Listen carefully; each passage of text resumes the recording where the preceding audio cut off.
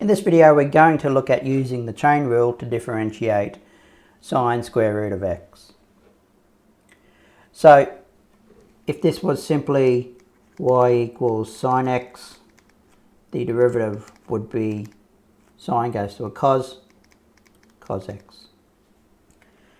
But in this particular case, the derivative here is not equal to cos square root of x. So we need to use the chain rule to differentiate this function.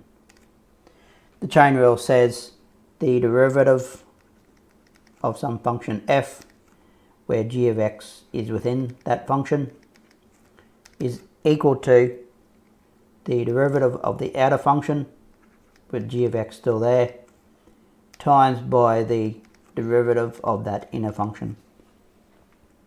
So in this particular case, g of x is this one here.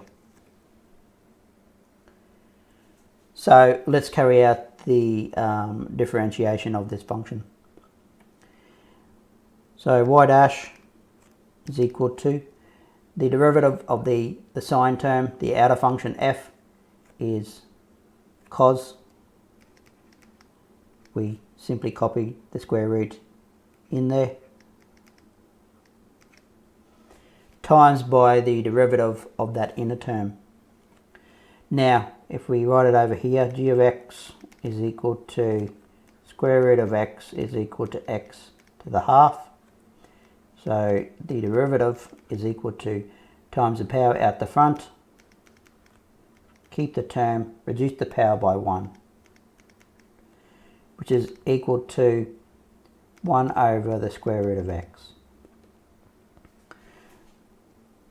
So times 1 over the square root of x. We can rewrite that as 1 over the square root of x cos square root of x.